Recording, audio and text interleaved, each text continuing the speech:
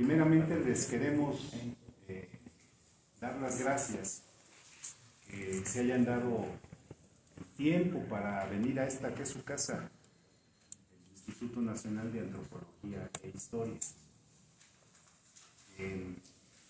Platicando con Pavel, precisamente a raíz de esta noticia que ha corrido como pólvora, dicen los clásicos, acerca del hallazgo de esta pieza conocida como Chocmol. Le decía yo a Pavel que pues, a nosotros nos encantaría participar con ustedes de este trabajo, que conozcan la pieza antes de que la metamos a las tareas de restauración, porque tiene un poquito lastimada. Y pensamos en hacer una reunioncita en donde estableciéramos un diálogo, pues, para que ustedes estén en conocimiento de los detalles del hallazgo y desde luego de la importancia que tiene que semejante cosa haya ocurrido en este momento. Entonces, lo que les queremos proponer es que, digamos, hagamos una reunioncita muy agradable, muy interactiva, que ustedes puedan, por supuesto, expresar sus inquietudes acerca de esto que queremos compartirles el día de hoy. Y para eso pues, me acompaña un equipo muy potente del Instituto Nacional de Antropología e Historia. Me voy a permitir presentarles, muchos conocen ya a la doctora Aida Castilleja. Ella es antropóloga, investigadora de este centro INA, es una gente que conoce mucho de las comunidades indígenas de Michoacán. Está también con nosotros la doctora Verónica Velázquez, que está haciendo ahí una grabación. Vero es una joven investigadora que recientemente se está también incorporando aquí al centro INA y que pues tiene como principal proyecto de investigación justamente pues todo este proceso de la así llamada aguacatización de los territorios indígenas en particular. Me acompaña también el arqueólogo doctor David Muñiz. Hola. David Muñiz también es un joven que se acaba de incorporar a las filas del centro INA y él justamente fue contratado porque su proyecto es arqueología en la meseta purépecha. Con ese proyecto ganó su definitividad aquí en el INA y pensamos que es una gran oportunidad pues, para ir trazando la ruta de trabajo conjuntamente pues, con las representaciones, con los amigos de las comunidades. Y está el doctor José Luis Punzo, también conocido por muchos de ustedes. Hoy se ha hecho un poquito más famoso. A él le ha tocado estar ahí dando, digamos, es el rostro visible con relación a los trabajos de rescate. Ahorita él les va a comentar todos los pormenores de este tema del hallazgo del Chocmol. Y junto con José Luis pues está su equipo de jóvenes que aquí lo acompañan, nuestra compañerita Claudia. Por ahí había otro. No, David, bueno, por ahí compañeros Miguel estaba ahí. Compañeros jóvenes que están haciendo aquí sus trabajos de tesis, sus investigaciones. Aquí el instituto pues, los ha abrazado para que desde esta trinchera pues también colaboren con nosotros. Y pues dada la relación, yo diría amistosa, cordial, que siempre hemos sostenido con el Consejo Supremo, les hicimos esta cordial invitación para que conozcan este trabajo que estamos prácticamente ya realizando y que tiene que ver con digamos, la aparición, no sé si es sé la forma correcta de decirlo, porque de repente apareció. El aparecido. O sea, no lo esperábamos. No lo esperábamos. Y les quiero decir que antes de que eso sucediera, el Centro INA había hecho estudios de georradar y de resistividad eléctrica. Dicho de manera sencilla, se hizo una especie de radiografía del subsuelo. Vinieron un equipo de investigadores de México. Adelante, compañeros, bienvenidos. Vinieron un equipo de investigadores de la Ciudad de México con esta tecnología y se hizo todo un trabajo ahí de investigación. Nos dieron los estudios, los resultados, perdón, y aparecieron ahí anomalías, le llaman los arqueólogos, ¿no? Pero nada que nos indicara que hubiera ahí algo relevante, digamos, desde el punto de vista arqueológico. Entonces, nosotros le solicitamos a la empresa y a la Secretaría de Urbanismo, que son los que tienen la obra, que independientemente de que en apariencia no había nada, nos permitieran tener ahí de planta un equipo de arqueólogos. Y se destacaron dos compañeras del equipo de trabajo de José Luis Punzo, dos jóvenes, para que estuvieran ahí de tiempo completo en las excavaciones para cualquier cosa que ahí pudiera surgir. Y más temprano de lo que nosotros nos imaginábamos, aparece este hallazgo tan importante que al menos yo lo miro como un augurio de algo que, insisto, nadie, ni siquiera en la ciencia exacta, pudieron predecir que esto iba a suceder. De eso queremos platicarles, de verdad nos da mucho gusto que estén aquí, nos interesaba mucho comunicarlo con las organizaciones que tienen una presencia en el Estado, particularmente con las organizaciones indígenas. Nosotros sentimos tener una vocación social importante y creemos que este es un acontecimiento del que ustedes no pueden estar ajenos. Creemos que es un gran acontecimiento porque esto habla mucho de sus propios orígenes, de sus propias, digamos, raíces, de sus ancestros, de sus antepasados, y de eso es que va a hacer la reunión del día de hoy. Pavel me comentó que hay también algunas inquietudes que se quieren comentar. Yo les propongo entonces que demos pie a que el doctor José Luis Punzo nos comente que ha estado trabajando. Enseguida le pediría a la doctora Aida Castilleja que nos regale algunas reflexiones sobre este momento tan importante que se está viviendo. Hacer aquí un ejercicio de preguntas, respuestas, todas las inquietudes que ustedes tengan sobre este acontecimiento y enseguida ver algunos temas que a ustedes les interesen como consejo para ir avanzando en la conformación de una agenda que entiendo que hay inquietudes por parte de ustedes. Y terminando esta parte de la reunión, bajaríamos a un patio para que ustedes se acerquen, conozcan pues esta escultura prehispánica tan importante y bueno, pues ahora sí que puedan disfrutarla, no sé qué otro sentimiento pueda surgir por parte de ustedes, ¿no? De que no es de aquí y que no es originario de una comunidad indígena, pues seguramente no sentimos lo mismo. Por eso me cuesta un poco de trabajo verbalizar que pudiera representar para todos ustedes. Entonces, qué bueno que están aquí. Les doy de veras la más cordial de las bienvenidas y pues no sé, Pablo, si quisiera comentar algo antes de cerrar la introducción para entonces entrar ya en materia con el doctor José Luis. ¿Sí? Órale.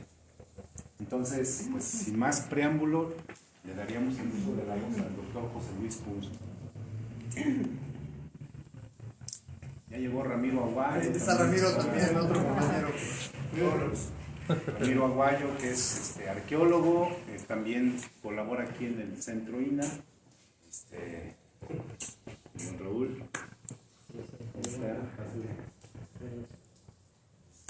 Bien.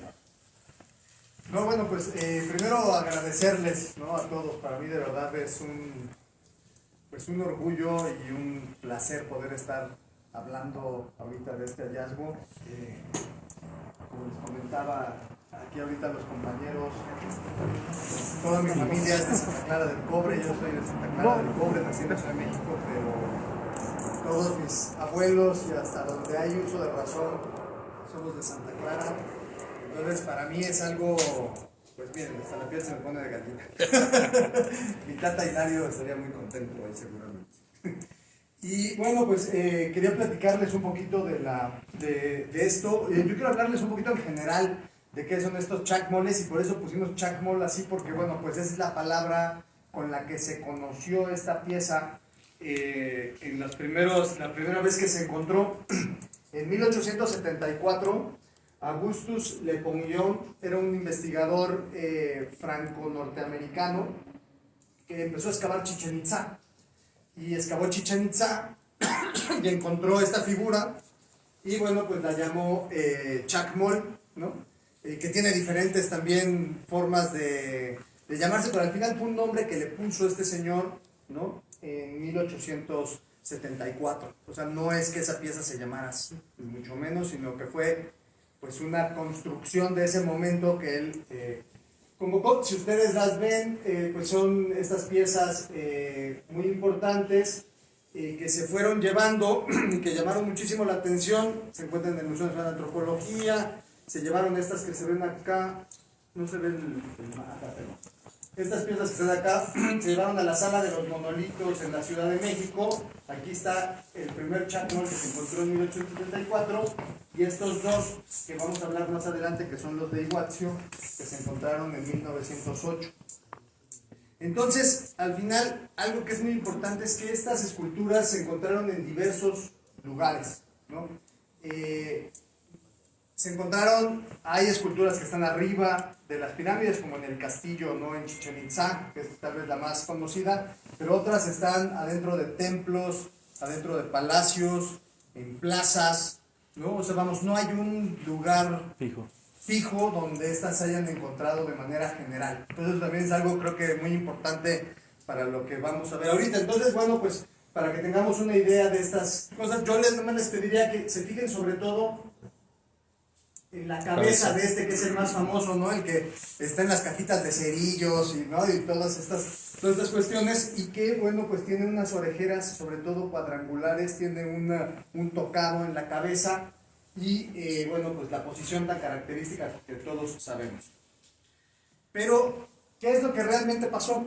Todos asociamos a los mayas estas figuras, ¿no?, estos chacmoles, o cuando menos toda la gente, y por ejemplo ahorita en las redes, incluso en periódicos súper importantes, ¿no?, en el mundo, como El País de España, están hablando de que si esa pieza se vino de la zona maya para acá, y bueno, no tengo nada más falso, es una pieza de nosotros, pues, ¿no? O sea, eso es algo importante, ¿no? O sea, no es una pieza maya, sino es una pieza que se hizo acá, en Michoacán, y que es una pieza que tiene que ver con otra historia, y la historia es esta, justamente. Los primeros chacmoles, o las primeras mesas rituales, porque al final eso es una mesa donde se colocan ofrendas, eso es lo que son, es una mesa para ofrendas, se encontraron en el Epiclásico, que es el periodo más o menos entre los años 600 y 900 después de Cristo, en la zona de lo que hoy es Jalisco, Zacatecas, Durango, esta zona que conocemos como cultura chalchihuites en arqueología.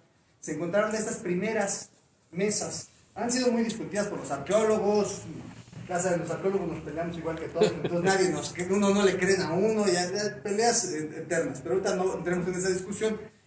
El componente que tiene que ver con esto, y creo que esto es algo muy importante para la parte de nuestra historia, es que tiene que ver, que lo que creemos los arqueólogos es que esta gente que viene del norte, ¿no?, estos chichimecas, tal vez de las fuentes históricas, hoy día muchos creemos que son estos grupos que estaban en esta parte y que traen muchas de las cuestiones que luego vamos a ver en el periodo posclásico acá. Entre ellas, el chacmol, la exposición ritual, por ejemplo, de huesos, ¿no? Los cráneos, los llamados zompantlis en el centro de México, ¿no?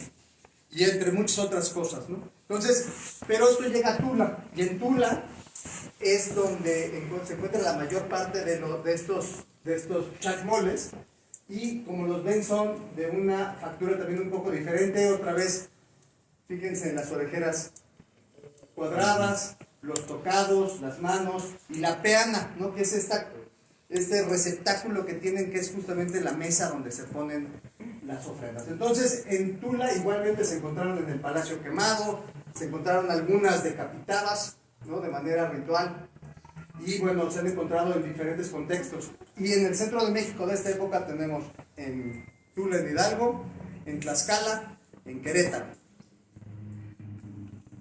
En el centro de México, en la Ciudad de México, también se han encontrado varios, pero estos pareciera que son un poquito más tardíos, porque en el propio Templo Mayor, como esta que estamos viendo aquí, esta pieza se encuentran en el propio templo y están muy asociados a lo que en México es pues Tlaloc, ¿no? La deidad del agua. Entonces, bueno, están este tipo de esculturas, y ven también son muy diferentes.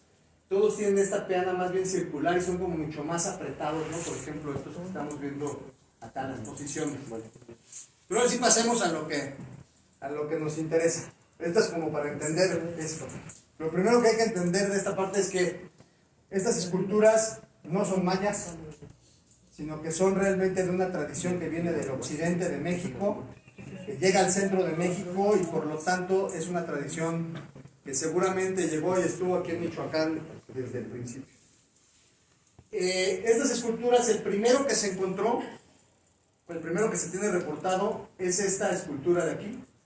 Es una escultura muy pequeña que Carl Lumholtz, cuando vino en 1896 en Pátzcuaro, compra, y le dicen que esa pieza era de Iguazio, y bueno, pues esa pieza se la llevó Lumholtz, y está actualmente en el Museo de Historia Natural del Museo de Nueva York, junto con otras piezas. También hay un hombre coyote que también sabemos todos que son muy importantes en toda la tradición, ¿no? Purépecha. Después hay una pieza que realmente era muy difícil de ver, que nos ha costado trabajo rastrear, y que es esta pequeña escultura, que también es un chacmol más pequeñito, que se encuentra en el Museo Nacional de Antropología, y ese parece que sí salió de Pátzcuaro en 1903. Hay una nota de periódico que dice que sacaron una escultura de estas, sacaron también un hombre coyote de afuera del ex colegio jesuita, del patio, pero en 1903. No hay fotografía, pero presumimos que es esta, porque en el Museo Nacional de Antropología e Historia la ficha dice que es de Pátzcuaro. No estamos seguros, pero sería lo más probable.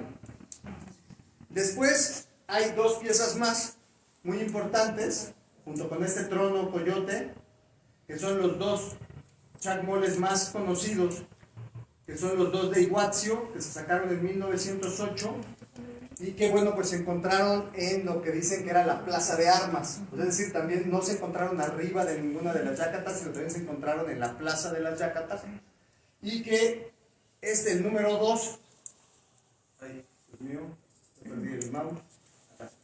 Se encuentra en el Museo Nacional de Antropología, expuesto en la Sala de Occidente, igual que y se encuentra en el Museo Regional Michoacán, que bueno, se puede apreciar, está ahí en el patio, en la entrada del Museo Regional Michoacano. Y finalmente, eso fue en 1908, y finalmente en 1938 el último que se había encontrado fue en Iguazio, en los trabajos que se hicieron en Iguazio, los primeros trabajos en Iguazio, a cargo de Jorge Acosta en ese momento y Alfonso Caso, y que también se encuentra al pie de lo que conocemos como las Tres Marías, ¿no? Seguramente muchos de ustedes, o casi todos de ustedes, saben dónde están esta yacata triple que está en la gran plaza de Iguazio. Entonces, desde 1938 no habíamos encontrado algo así, no se había encontrado, no había un hallazgo de este tipo, cuando menos reportado. Entonces, por eso, pues creo que eso es, hace 85 años que no se encontraba uno, y hace 120 años que no se encontraba uno en Pátzcuaro. Yo creo que es parte de lo que nos tiene aquí a todos, pues, yo creo que lo que les digo, emocionado. Eso es lo único que yo podría decir, se me hace algo, pues realmente que a mí me llega mucho. Aquí están las piezas, otra fotografía de estas. Si ven, todas están recostadas, todas tienen la peana entre los brazos. Quiero que vean, sobre todo fíjense en la forma de la mano, la forma del brazo, las ajorcas, el calzado, ¿no? Que tienen. Todos también están panzoncitos. todos tienen panza ahí donde recargan la peana. Y estos, lo que son lo más famoso es que todos tienen pues como arrugas, ¿no? Después se ha asociado como a una persona vieja, etc. Y también en esta búsqueda, y ya estamos en contacto con la gente del museo de la National Gallery de Victoria en Melbourne, en Australia, está este otro que salió ahora en las búsquedas, y que ese sí no sabemos cómo, ni cuándo, ni por qué, pero está en Melbourne, en Australia. Pero si vemos, es absolutamente del mismo tipo de los que se encontraron en Iguazú. Ese dice en la ficha Tzintzuntzan, pero pues de ese sí no tenemos ni idea. Entonces ese sí lo tenemos como completamente fuera del radar. Algo muy importante de estas piezas es que las fechas en las cuales pensamos que se puedan encontrar están entre dos momentos. Uno, que es la parte, vamos a decir, tolteca, o la parte importante que además tendría que ver, si seguimos la relación de Michoacán, con la primera llegada de los Huacusecha, ¿no? Y tal vez con la primera fundación de Pátzcuaro, por ejemplo, en donde, bueno, pues en fechas iríamos hacia el año 1200, por ahí, en ese tiempo. En ese tiempo, estas pues, son los lugares, como por ejemplo en Tula, todavía están este tipo de chacmoles, entonces podría ser parte de esta misma tradición, vamos a decir, más norteña, ¿no? Que conforma y que, bueno, pues está retratada en la relación de Michoacán, ¿no? O pudiera ser más tardía, como lo que también se ha pensado normalmente, y que tuviera que ser, vamos a decir, post Tariacuri, por decir un tema, en Pátzcuaro, ¿no? Y que tuviera que ver con la parte ya más del Irechecuá y la conformación del Irechecuá en Tzintzuntzan y en Iguazú, sobre todo en Tzintzuntzan y de la parte de Iguazú. Entonces, obviamente para nosotros la palabra chacmol, pues como dijimos, es una palabra que pues no es la adecuada, definitivamente, pero pues tampoco tenemos todavía algunas otras. Hemos estado platicando con muchos compañeros, y aquí lo ponemos también a la plática, ¿no? Hay voces que, por ejemplo, en Iguazú nos han dicho, ¿cómo se llama? Que alguna gente se refiere como Huachactati ¿cómo se llama? A estas figuras en Iguazú. También nos han dicho Huachacnuti en el propio Iguazú como otra de las maneras, como esta persona sentada, ¿no? Sentada en el patio, ¿no? O también hay algunas voces que nos han dicho Ichacnuti, o sea, lo mismo, pero más bien como por la forma del cuerpo, recostado. O Paractuti, que tendría que ver más bien como el que sostiene, ¿no? En las manos. Digo, ojalá y mi purépecha fuera mejor. Cuando era niño, ahí en Santa Clara, había una persona de Janitzio, un amigo de la familia, que me llevaba los libros de texto de la primaria y tardaba en entender, pero creo que fui tan bruto que nunca se me pegó nada, desafortunadamente, pero bueno, ojalá. Entonces, sí, ahí me disculpan por la mala pronunciación, pero creo que esto pues también abre una... Al final es una palabra nueva, no es una palabra, son voces que existen, pero son una palabra, una construcción de una nueva palabra, porque bueno, pues no hay ninguna referencia histórica, vamos a decir, a estas figuras. Sobre el hallazgo en sí, pues ahí está. Se trató justamente, como decíamos, de las obras del mercado de Pátzcuaro. En el mercado de Pátzcuaro justamente estaban los trabajos. Ahí está Carmen, y la que está tomando la foto es Verónica, por eso no sale, son las dos arqueólogas que estuvieron ahí trabajando. Y bueno, pues se dieron cuenta al ver la pieza que bueno, se trataba de un bloque, inmediatamente la identificaron, pararon las excavaciones en ese lugar. Ya cuando llegaron las arqueólogas, la pieza estaba decapitada, pero lo que creemos ya después de analizar bien, obviamente la cabeza estaba ahí, cerca afortunadamente, es que muy probablemente la pieza estaba como sentida, porque ahorita que vayamos abajo la platicaremos, pero primero el rostro se ve que está como borrado. Ahorita van a ver ustedes, o sea, todo el cuerpo está en perfecto estado, pero el rostro de la pieza está, pero desde antes, o sea, no de este evento, sino algo que pasó ya hace muchos años. Pareciera como que no, como que le rompieron la nariz, le borraron los ojos, básicamente la boca. Entonces, habría que pensar qué pasó, ¿no? En ese momento. Aquí está la pieza, por ejemplo, aquí pueden ver justamente lo que les comentaba, ¿no? O sea, la ruptura, vamos a decir, de la nariz, y todas estas partes son mucho más antiguas. Y bueno, pues las características fundamentales, ¿no?, que tiene la pieza, como les decía, pues es primero que tiene una base muy bien trabajada, que no hemos visto en ninguna otra pieza, esto es único. La forma también, si ven, esta es mucho más apretada, ¿no? Se parece más a los de Tula, a los toltecas, a los de incluso de Chichén Itzá, ¿no?, que a los otros que hemos encontrado en Iguacho, que son mucho más acostados, ¿no? Tal vez más chanutis, y este tal vez más huachac, ¿no? más sentado. Pero que están, bueno, todos volteando a la izquierda, por ejemplo. Lo que les digo, la forma de los brazos en B, la forma de las manos, los dedos, el calzado, ahorita lo vamos a ver, las ajorcas, los brazaletes, el sexo, ¿no? Todos son masculinos, ¿no? Todos son hombres y todos están, o sea, claramente tienen, o sea, un pene muy definido. Y bueno, pues aquí están algunas fotos de detalle. Y decir que ahorita qué es lo que estamos haciendo con el equipo de arqueólogos de aquí del Centro INA.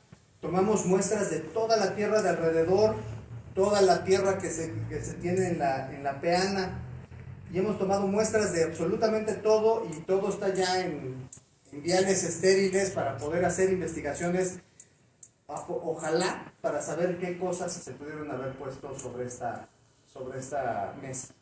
Entonces, ahorita estamos en eso. Otra cosa muy importante es que también a la hora de limpiarlo, y ahí están los arqueólogos de atrás, Bruno, que ya llegó, Claudia, encontraron también a la hora de estar limpiando carbón, justamente entre las piernas.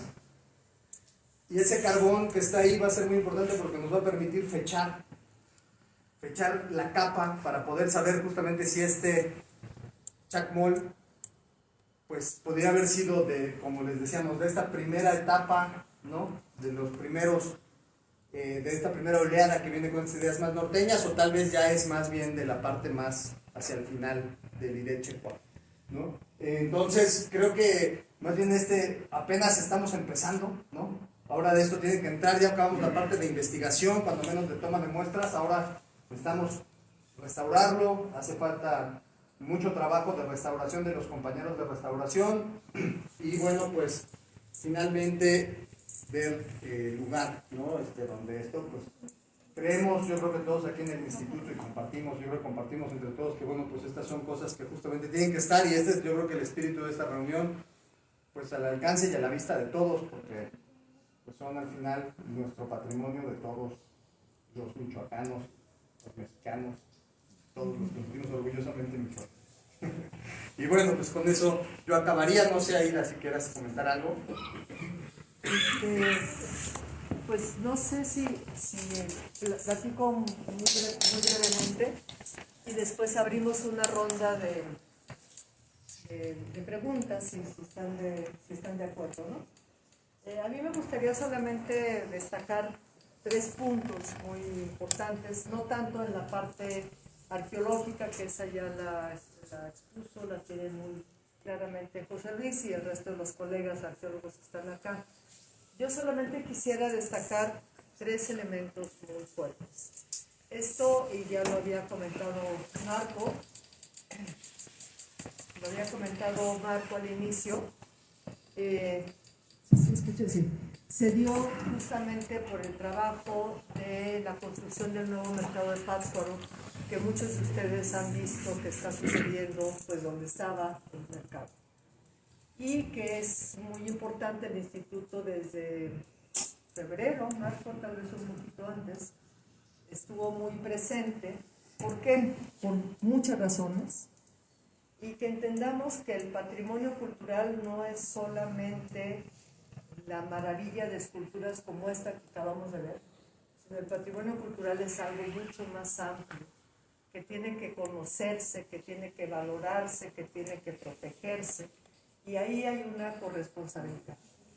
Y el instituto ha asumido la responsabilidad que le corresponde, pero también hay otras responsabilidades que tienen que ser también reconocidas. Cuando se presentó la propuesta de lo del mercado, el instituto desde el principio dijo, aquí hay 3 puntos que hay que tener muy presentes para la construcción de un nuevo mercado. El primero es que están en una zona de monumentos históricos declarados, ¿no? Independientemente de que si ahorita está mucho ruido, que si va a ser patrimonio mundial, o sea, dejemos eso aparte. Hoy por hoy, Pátzcuaro tiene una declaratoria de zona de monumentos.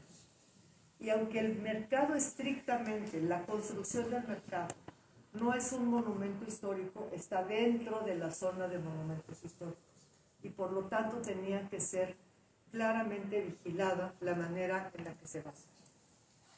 El segundo punto es, como ya lo comentó Marco y como nos lo evidencia la escultura, Pátzcuaro, pues todo el mundo sabemos, fue uno de los lugares de asiento del poderío, ¿no? Junto con Iguazio y con Sonsoles. Y en Pátzcuaro pues está la evidencia de la yacata, de la plataforma que está atrás del museo, que corre atrás de todo el huerto del jesuita y se va casi hasta la escalera que sube por Madrigal de las Santas Torres. Ahí está la plataforma y eso es prueba irrefutable de que ahí estaban los tours, ¿no? Y estaban además en las fuentes.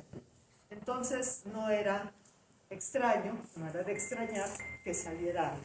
Y por eso es que se dijo desde el inicio que tenía que hacerse estos estudios que ya dijo Marco y justamente la vigilancia permanente de arqueólogos durante los trabajos de excavación. Con este tipo de cosas, así hubieran sido Tepalcate solamente, queda evidente que el trabajo de Lina tiene que estar allí por los especialistas. Eso es, para nosotros es algo como muy central, no lo podemos dejar de lado. Y junto con los arqueólogos, los restauradores.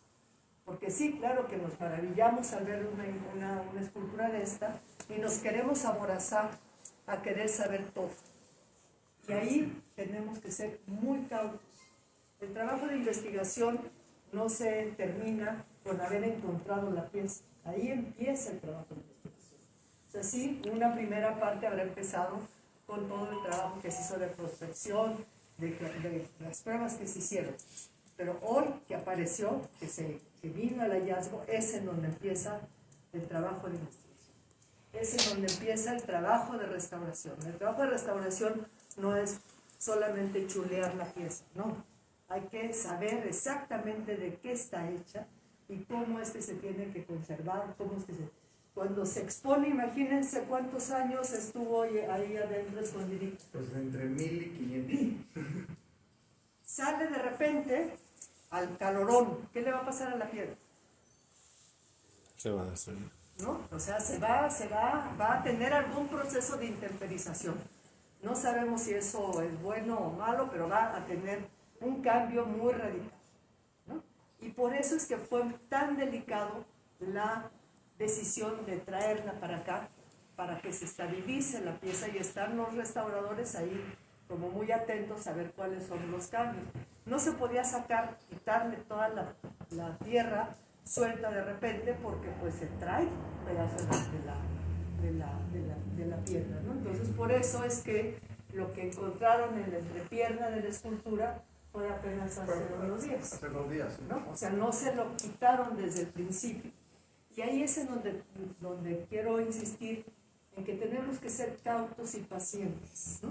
Porque ya pensaríamos, ya pues que la terminen de limpiar y que le peguen la cabecita y vámonos, que se le lleven donde vaya a estar. No, más vale paso que dura que trote que canse, porque esto, si estuvo tanto tiempo allí, es ahorita sí es responsabilidad absolutamente de las instituciones tener el cuidado para garantizar que esa pieza sea conocida, se conozca, se proteja y entonces sí se pueda difundir, ¿no?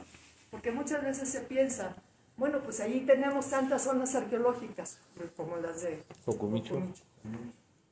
Pues sí, pero ahí hay un trabajal que hacer, que es primero protegerla. ¿Cuánto tiempo lleva trabajándose Tzintzuntzan? Ayer nos los comentaste. Bueno, Tzintzuntzan tiene, no, como decíamos, más de 100 años trabajándose para poder abrir al público No de decimos, manera ininterrumpida. no decimos que cada sitio tiene que tener todo ese tiempo para que transcurra, pero el hecho de que exista un sitio, un vestigio arqueológico, no quiere decir que ya está automáticamente preparado para ser abierto al público. Si no se conoce, no se puede abrir. Si no se conoce y se conserva, no se puede proteger y valorar.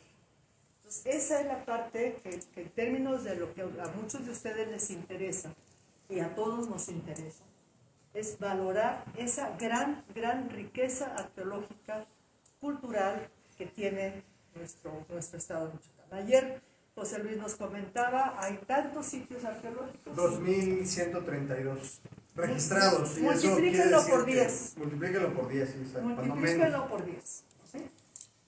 Eso no quiere decir que todo eso van a ser en el futuro zonas arqueológicas abiertas a la visita pública. Pero todas esas son importantísimas para conocer el proceso histórico de Michoacán.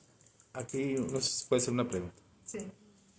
Bueno, ya se hizo este hallazgo ahí en el mercado. Es un proyecto que a lo mejor tenía el ayuntamiento ya planteado. Mi pregunta sería, ¿van a seguir ahí la construcción o van a proteger esa zona y plan A, plan B ahora se va a hacer en otro lugar? ¿Cuál sería ahora la expectativa de ahí?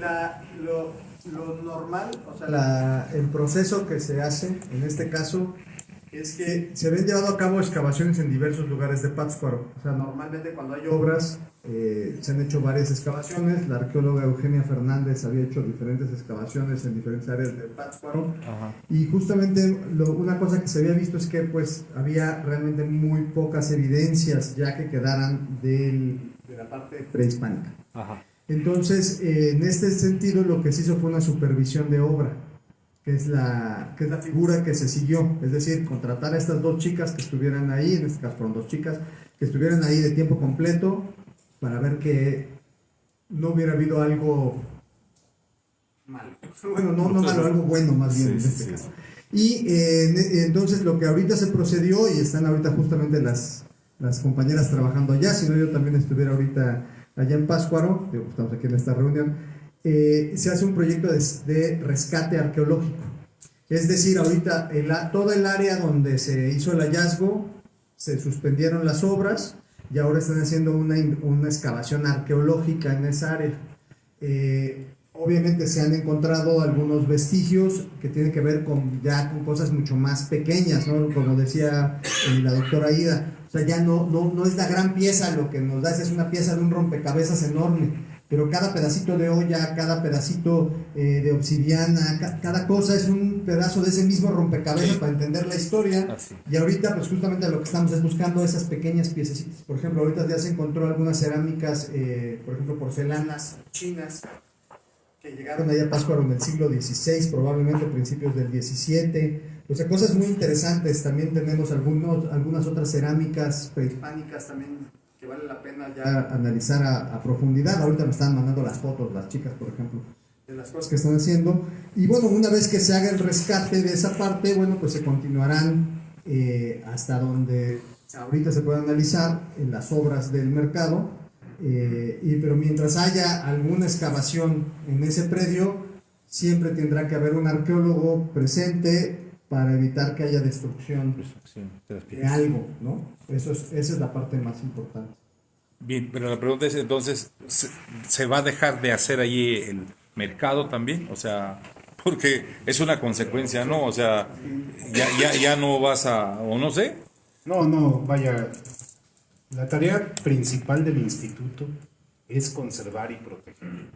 Ajá. Nosotros evidentemente no pretendemos bajo ninguna circunstancia ser un obstáculo Para para el desarrollo de el conjunto de necesidades, de la satisfacción de las necesidades actuales que tiene la sociedad.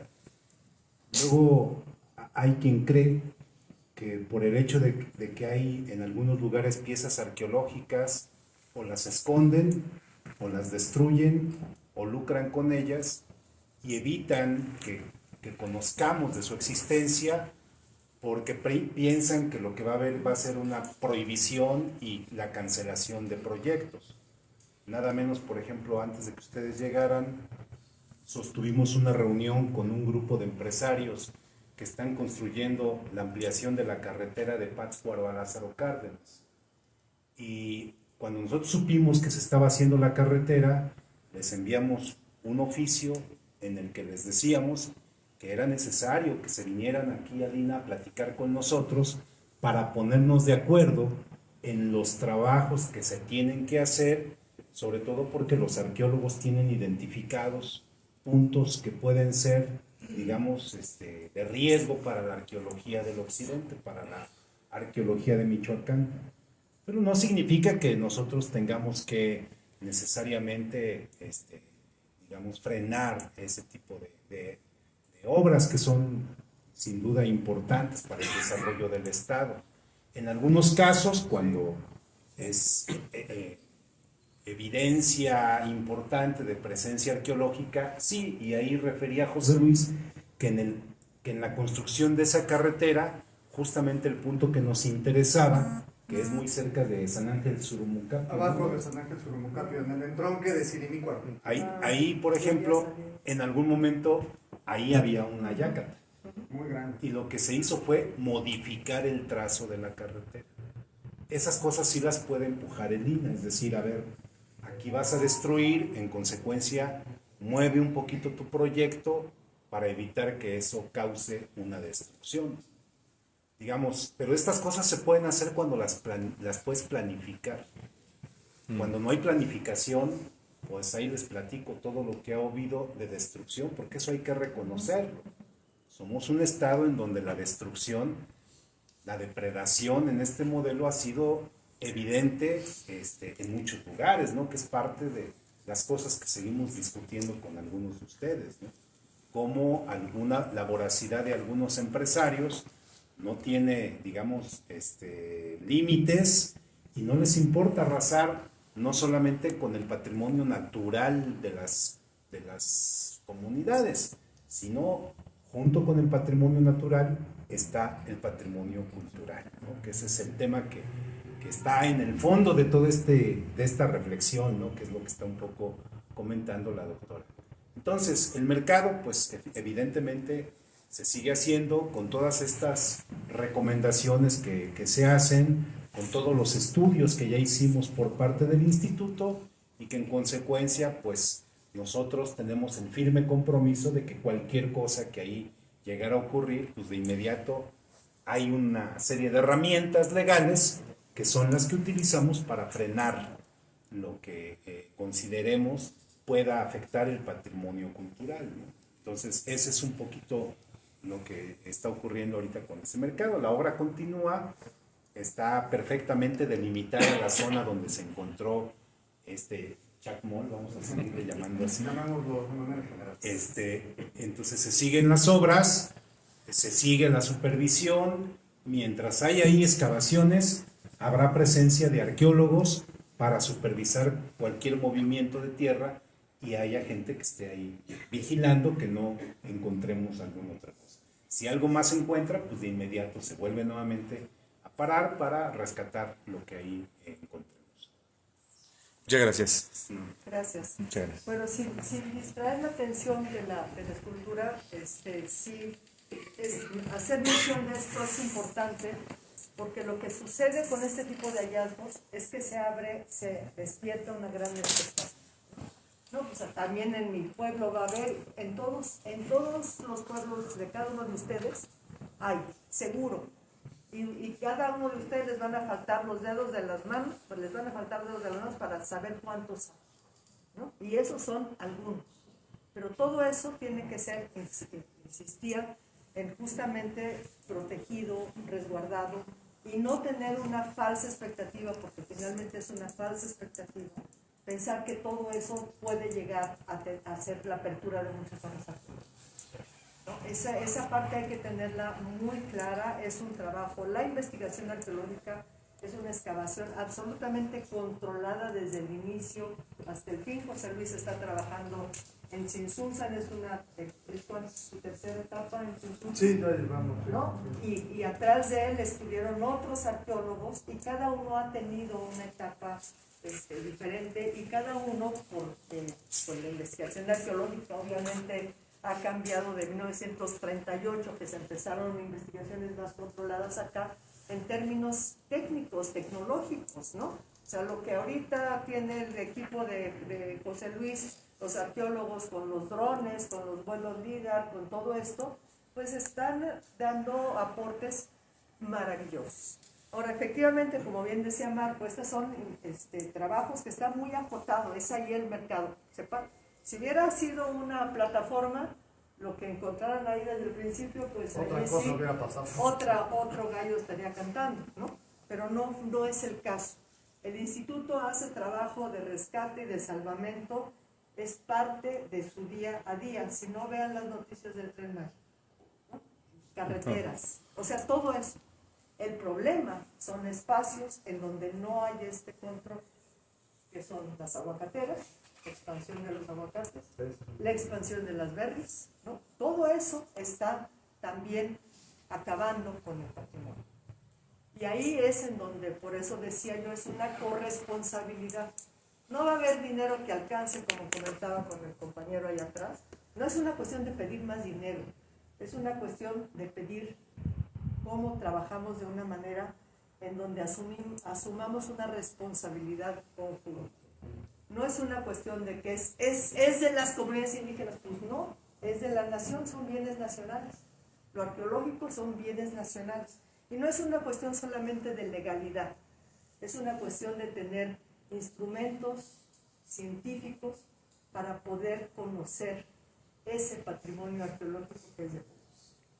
Porque cada quien dirá, no, pues yo tengo manera de salvarlo. Pues sí, pero son técnicas y son cuestiones académicas que son de especialistas. Bueno, el segundo elemento, que lo comento también, que se tuvo de vista para el mercado, la parte de monumentos históricos. Sabíamos, ese mercado por sí solo no es un monumento histórico, se construyó en la década de los 30. El edificio el que se derrumbó se construyó en la década de los 60. Eso no le quita, y bueno, la importancia de qué va a suceder ahí, porque está en una zona de monumentos históricos y tiene que haber mucha cautela para saber qué es la forma que se le va a dar para que no rompa con el carácter de la zona de monumentos históricos. Entonces, ese es el otro elemento que lo están trabajando los compañeros de la sección de monumentos históricos. Y la otra que se dio a manera de recomendación, porque el instituto tiene autoridad para definir en lo arqueológico y tiene autoridad para definir en lo de monumentos históricos. Tenemos autoridad como institución académica, pero no podemos generar un acto de autoridad cuando se trata en cuestiones sociales. Nosotros hemos insistido que un mercado no es la construcción. Un mercado es un espacio social. Y ese mercado de Pátzcuaro es lo que le ha dado a Pátzcuaro su carácter, o es uno de los elementos que le ha dado su carácter de centro de intercambio, ¿no? Y entre los muchos elementos que preocupan de la nueva disposición de estos espacios, es el papel que tiene tan importante el intercambio de productos locales. la gente llega allá a vender sus productos locales. No estoy hablando de los grandes intermediarios, de los que vienen y se abastecen en la central de abasto, que es parte del mercado.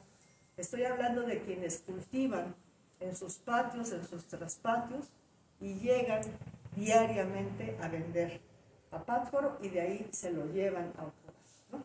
Entonces, eso también, y emitimos alguna recomendación. Entonces, son los tres elementos que estamos atendiendo, digamos, ahora en Pátzcuaro. Regresando a esta escultura, yo la verdad que me muerdo la lengua para ya no decirle como le dicen, porque es una distorsión de que luego lo asociamos a, cuando que realmente al chacmol de Yucatán lo nombró el explorador que se lo encontró, y se le ocurrió ponerle chacmol, primero diciendo que era el dios de la lluvia, luego, pero fue un nombre que alguien externo a lo maya se lo dio y ya se normalizó, ya todo el mundo le dice chacmol, ahora es el chacmol pure. No se vale, derechos de autor. Entonces, pero el punto es, como le digo a José Luis y a los colegas, ahora sí que como dice la canción, ¿qué nombre le pondremos? Matarile, No, Oaxaca ya dije. Por eso, entonces, ahí es nuevamente la responsabilidad. No podemos normalizar a partir de una reunión de aquí ahorita un término así. Ya sabemos que por allí va por la parte de que está sentado, en una posición sedente, ¿no? No está sentado así con las posaderas así directo, ¿no? Está entre sentado y acostado.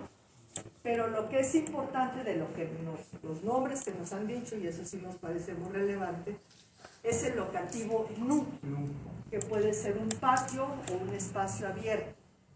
Eso sí, porque no es una deidad, eso queda claro, no es un taresh, porque decían, es un taresh tal, no es un taresh, tiene otro sentido, no es una deidad, es un mediador con de dónde para dónde, quién sabe, ¿no? Entonces, nuevamente en eso, así como tenemos que dar el espacio a los arqueólogos, a los restauradores, que hagan su trabajo, igual vamos generando una manera de nombrarlo, que no sea normalizar un término por normalizar un término. ¿Por qué? Porque cada lugar va a tener sus propias características. Y nos parece, y eso comentándolo mucho con Marco, es que esta fortuna que nos sucedió con esta escultura es un momento muy adecuado para pensar y reflexionar sobre eso que es el patrimonio. ¿No? El patrimonio no es solamente lo que esta figura representó en su momento, sino qué representa esta figura ahora. No es una cuestión de quitar el pasado, no, yo insisto, no es como dice el hijo, es del pasado, el verbo ya estuvo, ya vámonos a otra cosa, no. Es importantísimo, es absolutamente central saber cuál era su función y dónde estaba, y eso es un elemento de los arqueólogos. ¿Qué representa hoy por hoy una escultura de esas? Y tener muy claro que el lugar en donde está es significativo, que no está asociado aparentemente a ningún otro elemento arqueológico. Eso no le quita la importancia. ¿Por qué está allí? ¿Quién lo fue a echar allí de cabeza? ¿Para protegerlo? ¿Para destruirlo? Son cosas que no podemos adelantar vistas. Tenemos que irnos a paso muy, muy claramente definido, ¿no? Entonces, nos parece que esto, además de poder tener la fortuna de conocer en vivo y a todo color lo que está sucediendo, porque lo estamos viendo, que hace 3 semanas no sabíamos nada, ¿no? Y de repente sale y nos despabila y nos pone con otras tareas. Y esas son las tareas que tenemos que ir definiendo de una manera conjunta, pidiéndoles también la paciencia que corresponde para que los especialistas del instituto vayan haciendo su trabajo para que realmente pueda no solamente dar a conocer la escultura, sino la información que hay no vista, ¿no? Sí. Muchas gracias. Gracias, doctora. Gracias, José Luis.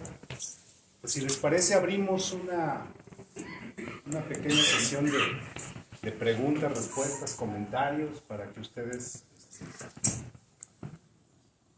Gracias. Yo quisiera hacer una pregunta que me surgió a partir de lo que explicaban.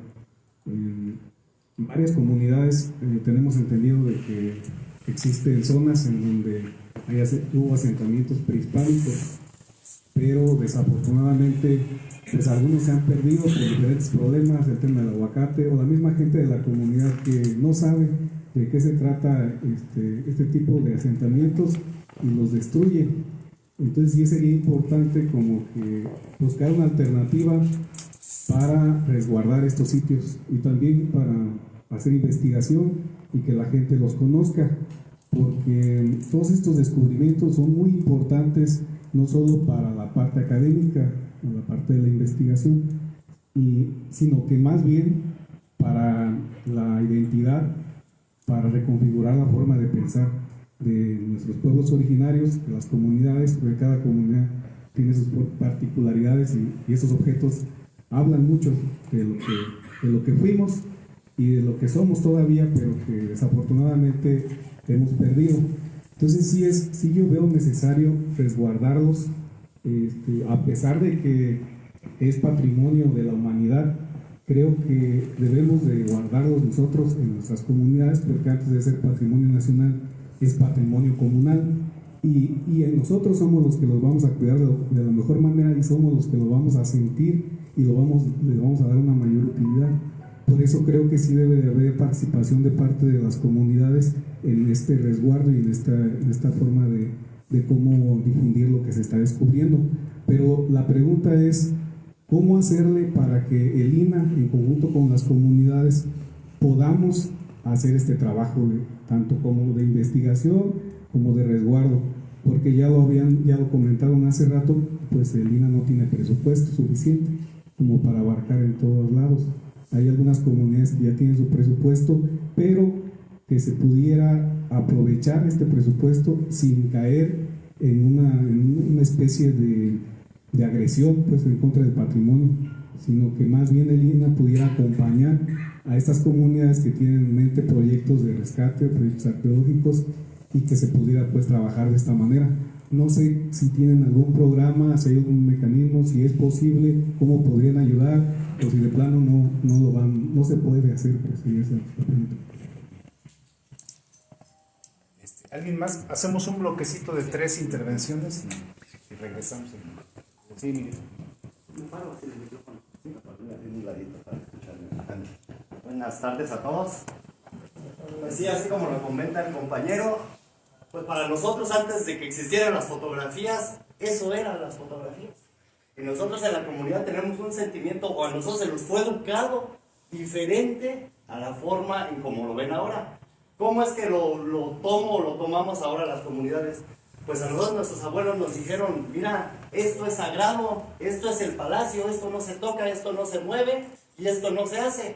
Pero cuando vamos a otra posición, nos dicen, esto es una zona arqueológica. Ya no es de tus abuelos, ya no es de tu comunidad, ya no es de nadie. Ahora es patrimonio de la humanidad. ¿Sí?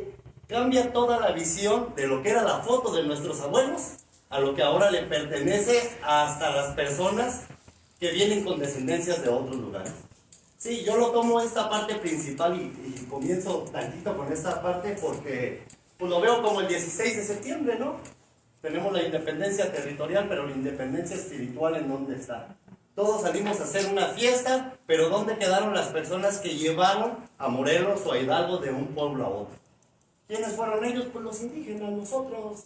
Nuestros abuelos, nuestros tatarabuelos fueron los que les dijeron, allá hay un pueblo donde nos van a estar esperando, y aquí está el pueblo donde estamos saliendo. Pero ese proceso, por parte de la historia, por parte de los libros, pues ya desapareció. Y ahora tenemos que nosotros estar siendo responsables y cuidadosos en no hacer un daño al patrimonio de la humanidad cuando nuestros mismos abuelos nos dijeron, cuídalo. ¿Sí? Cuando nosotros tratamos de ir a limpiar ese lugar, estamos haciendo un daño ante la ley de la nación. Pero en el momento en que le pusieron una etiqueta a ese lugar, ¿en dónde quedaron los pueblos para guardar esos lugares?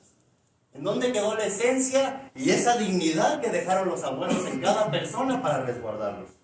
Sí, a mí es algo grande y es algo que admiro realmente porque, como lo menciona José Luis, Pues estaría feliz mi tata, dice usted. Efectivamente, así yo también lo pienso, estaría feliz mi tata. ¿Sí? ¿Por qué? Porque me acuerdo bien claro, a lo mejor como me dijeron, cuídelas. No es el circo, no, cuídelas. ¿Sí? ¿A qué vamos con esta parte que quiero comenzar? Pues el Check Mall, mal llamado, así como lo dice Nadia Bermín. ¿Sí? Y el de Zacapu ya salió. ¿Sí? Y salió en la plaza comercial que se destruyó. Y se dio el reporte al INAH. Y el INAH fue y dijo, no, es una artesanía. En un día supo saber que era una artesanía. Aquí llevamos 3 semanas y no sabemos qué es. ¿Cómo es que en un solo día, allá la destrucción de una empresa en un sitio arqueológico, en un lugar sagrado, sí lo supieron saber en un día? Esa es mi pregunta, ¿no? Principalmente. Ahora, si nos preguntaran a los pueblos por qué están arrugados, sí, pues hay que verles los ojos.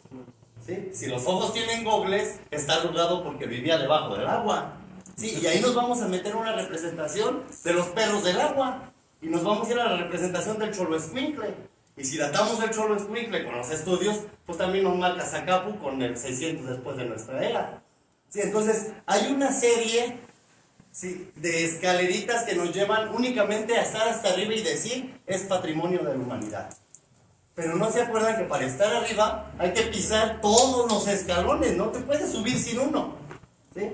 ¿Cuál es el asunto principal? Todas las comunidades que tenemos a lo mejor alguna representación ancestral o algún legado que nos han dejado históricamente como herencia, pues nos damos cuenta que todo ese tipo de cosas son más fáciles de lo común. Pero la ciencia no lo va a adivinar porque está estudiando de otro lugar. Como el ejemplo de un Chacmol. Queremos ver un Chacmol en Pátzcuaro, queremos ver un Chacmol en Michoacán, y hay gente que dice, ¿cómo lo hicieron los mayas para irse para allá? ¿Sí? Pero estamos en el 2023 donde ya hay un documento llamado Cucuilco, donde aparece el ADN de todas las comunidades y podemos datar las fechas de carbono. Y podemos decir, primero fue Michoacán y después fueron los mayas. Primero fue Michoacán y después no enfrascarnos en un momento en que lo llamamos chichimeca. Y andamos buscando la etimología náhuatl del chichimeca. ¿Sí? Cuando la realidad clara de un ser chichimeca, o sea, a lo mejor no sabía determinadas cosas, pero podía sobrevivir 10 minutos debajo del agua. Y ahorita estamos en el 2023 y eso ya está en otro nivel, porque ya es un deporte. Pero acuérdense que como no fuimos conquistados, pues éramos un territorio de agua. ¿Sí? Y la representación de estas personas están haciendo una representación de la espera de que caiga algo de arriba. ¿Qué puede caer de arriba? Agua. ¿Sí? Entonces, si nosotros nos vamos un poco hacia atrás, hacia las cosmogonías y las cosmovisiones de los pueblos, pues cambia completamente la estructura de una pieza, que la podemos llamar así. Sí, no es directamente una deidad, así como lo mencionan, no es directamente una deidad, es a lo mejor el que recibe a, ¿sí? Tenemos, pues tal vez, mal pensadas la relación de Michoacán, ¿sí? ¿Por qué? Porque en Zacapu al palacio nunca llegaron. Llegaron a los Cerros Altos y los recibieron los de Naranja y les dijeron, no vayas allá porque molestas a las deidades. ¿Sí? ¿Y por qué ahora no tomamos al palacio como el lugar donde viven las deidades? ¿Por qué? Pues porque ahora tenemos un registro que lo llaman de otra forma, que se llama zona arqueológica, y que no puede haber qué movimiento ni qué cernida en ese tipo de sitios, porque ahora hay algo, que hay lineamientos que nosotros no podemos hacer nada. Pero por el otro lado estamos viendo las destrucciones y tampoco se puede hacer nada. ¿Sí? Entonces hay un punto medio en el que están las comunidades entre el lado espiritual y el lado del ser. Yo lo mencionaba en esas palabras, pues en qué momento vamos a tener una independencia espiritual para poder comprender que estas representaciones que se nos están mostrando es la parte más cercana para conectarnos en nuestras creencias con las deidades. Ahí es el lugar. Cuando nosotros subimos a nuestras zonas sagradas, tiembla el piso. Cuando sonamos el caracol, se vibra todo. Creemos perfectamente en la energía, creemos perfectamente en la medicina de allá arriba. Pero, ¿cómo cambia otra vez cuando volvemos a los sitios? Volvemos al sitio y ya tiene un nombre, ya tiene un lugar, ya tiene una forma, y hay estudios que van a llevar 10 años para hacer el estudio de una pieza. ¿No sería más fácil, Juan, cómo es que está esa pieza ahí? Y Juan va a decir, pues miren, esta pieza está ubicada en tal lugar así. ¿Se han fijado que la cabeza de todas estas estructuras está ubicada hacia el poniente? Ya. Sí. ¿Cuáles son las razones en que a uno les tenga que pegar el sol en la espalda y a otros en la cara? ¿Qué capacidad tendría en la cosmogonía el saber de la hora en que cae el sol, la hora del conocimiento y de la sabiduría? ¿En qué preciso momento están en ese lugar esas piezas? Sí, están acomodadas así, den una vuelta, vemos que la piedra va a caer para donde va la piedra. ¿Sí? Y solamente lo podemos experimentar estándolo presente. ¿Sí? Entonces, esto es algo grandioso y yo lo quiero exponer de esta manera. Son piezas a lo mejor de un valor más pequeño de lo que imaginamos en comparación de lo que todas las comunidades tenemos en nuestros sitios. ¿Sí? La foto, decimos ahorita, un taresh es la foto de nuestros abuelos. Aquí llegamos a Morelia y cambió el nombre.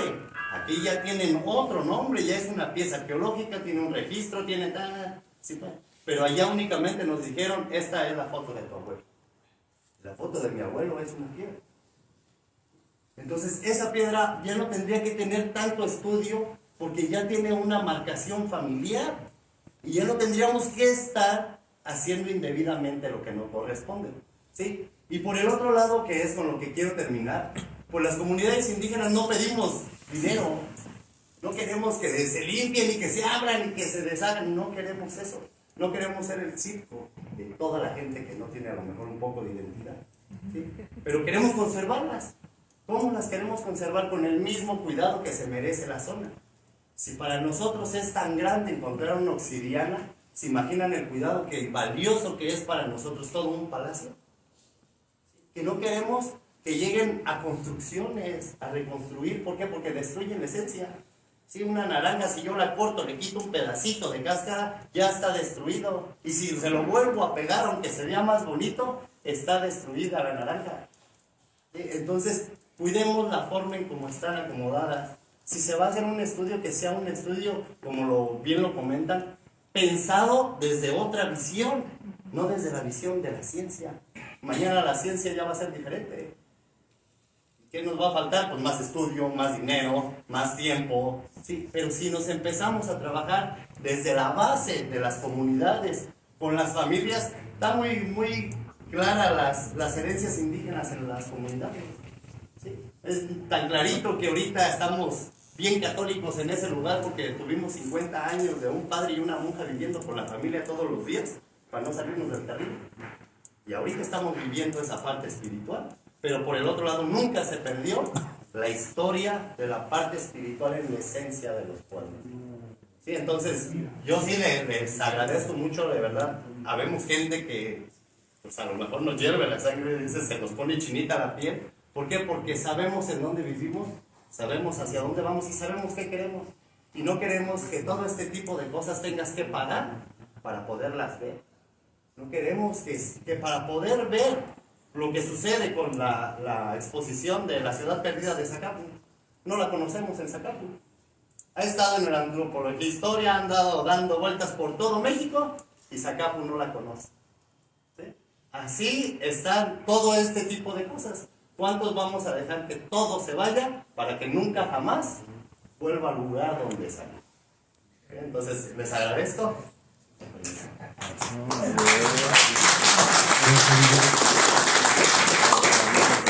No sé si alguien quisiera por allá, adelante.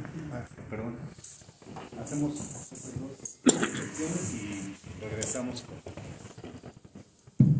Sí, tres puntitos nada más. Uno de ellos mencionan que en el caso de la construcción del mercado de Pátzcuaro, el INAH le asignó personas a supervisar las excavaciones. Sería interesante que eso lo aplicaran, lo regularan y no requiere mucha inversión. Hacia el interior del país, por ejemplo, aquí hacia el sur de Michoacán, en la zona de los náhuatl, quienes están obteniendo las piezas arqueológicas son las personas que se dedican a elaborar tabiques. Y no les dan un valor, o sea, los cambian por cerveza, por caguamas. Le dan a alguien 15 o 20 piezas a cambio de un arma. Luego entonces, lo mismo, los bancos de material, las edificaciones, los fraccionamientos son tan desgraciados que en vez se encuentran veneros de agua y para no parar el fraccionamiento los avientan al drenaje, nacimientos de agua para que no impidan el negocio del fraccionamiento. Luego entonces pues sí sería tratar de regular, de difundir, de concientizar y que esté tipificado como un delito para los que están elaborando el tabique en zonas, sobre todo allá en el sur del estado. Llámese municipio de Buenavista, Tomatlán, Tepalcatepec, Paxingán, todo eso. Porque yo he visto las piezas, desde hace varias décadas las he visto, que las extraen diferentes vasijas y ahí las tienen hasta que alguien le invita unas caguamas y se las lleva. Alguien que lleva de fuera, un comerciante. Entonces sería interesante los bancos de material. Yo me he enterado de alguien que en un banco ahí sacó huesos de dinosaurio y eso, y los esconden y se deterioran. Y, en fin, lo que son bancos de materiales, lo que son excavaciones para elaboración de tabique y obviamente las construcciones. El siguiente puntito sería referente a que en estos momentos están destruyendo vestigios arqueológicos, lo que es Acipona en tierras de la comunidad indígena de Santiago Zacatula. ¿Cuál es el procedimiento? Ahí es incluso una autoridad, es el almirante en condición de retiro Jorge Luis Cruz Vallado, y ahí hay varias vasijas destruidas y hay fotografías de las máquinas extrayendo material. La voracidad del almirante director de Acipona está destruyendo vestigios de la comunidad indígena náhuatl de Santiago Zacatula, que sería pues también interesante ¿cuál es el procedimiento ahí para denunciar a las autoridades con ustedes? Proceden, y ya hay vasijas ahí que se han rescatado y hay otras destruidas de lo que está haciendo ese almirante que es miembro de la Marina, el que está en estos momentos, y hay las fotografías de las máquinas. Y yo lo dejaría por ahí. Muchas gracias. Gracias.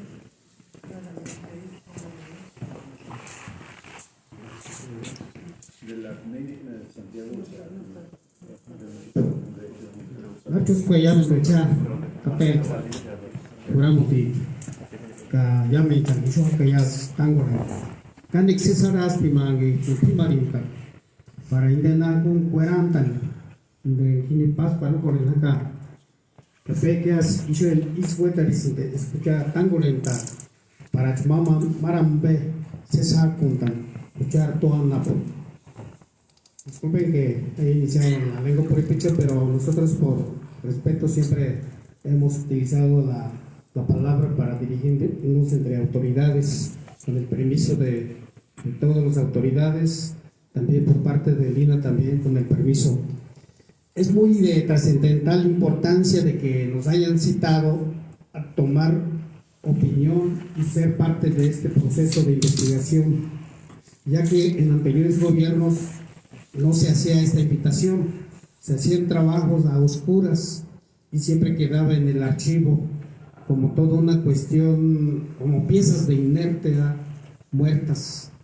Pero así como nos dijeron los compañeros, nosotros somos cultura viva, somos una cultura milenaria que sentimos en nuestras conciencias y nuestra sangre, de cómo sentimos al ver nuestros vestigios. Es importante que el INAH, que es la institución responsable, establezca una nueva estrategia de trabajo, una nueva estrategia de investigación vinculado a los procesos de las comunidades para poder reconstruir la verdadera historia. Porque la historia hasta el momento se ha registrado de la historia del poder, historia del conquistador, y es la que conocemos. Pero hoy en día se están surgiendo nuevas formas de pensamiento y ver la realidad, y sí se puede reconstruir la verdadera historia. Aquí en este tipo de foro deben de estar otras instituciones como el Instituto de Investigaciones Históricas, otras que involucra a las otras universidades que están trabajando en el rescate de la cultura y de la historia de los pueblos originarios. Planteamos eso, pero que también vincula los procesos de las comunidades, que las charlas que las exposiciones lleve a las comunidades para retroalimentar y para que también allá surja la participación directa. Yo soy de Santa Fe, me llamo Crescencio Méndez. Allí en Santa Fe hay un término, hay una palabra que se preserva todavía en la tradición oral, que se dice huachamo, desde los viejos ancestrales, porque allí tomaban cargos y había un cargo que se le llamaba huachamo, y no es más que un mensajero que obedecía al mando de los gobiernos internos. Eso tiene que ver algo al Chacmol, habría que investigar para ir reconstruyendo. Entonces, eso es lo que yo quiero dejar aquí en la mesa, de que de hoy para adelante trabajemos de manera vinculada. Existen muchos centros ceremoniales o centros arqueológicos que se rigen bajo la norma federal, en el cual en algunos momentos nos acotan cuando dicen que no podemos explorar. Nosotros tenemos que explorar con mucha responsabilidad para poder esclarecer y reconstruir el origen nuestro. Precisamente ya Marco Antonio ha estado en Santa Fe y que hay fuerte interés de rescatar el centro ceremonial Huamo, que fue uno de los centros ceremoniales que se desbastó en tiempos de la conquista, precisamente por la importancia y trascendental que tenía, pues casi se arrapó todo, se quitaron todas las piedras. Hasta hace poquito estaban haciendo todas exploraciones particulares, en donde la comunidad, en una asamblea general, tomó acuerdo de rescatar y declarar centro ceremonial. Entonces ya se hizo una primera intervención y vamos a seguir trabajando igual con todas las comunidades para ir contribuyendo a procesos generales, globales, para pues reconstruir esa nueva visión de la historia. Muchas gracias. Gracias. Bien.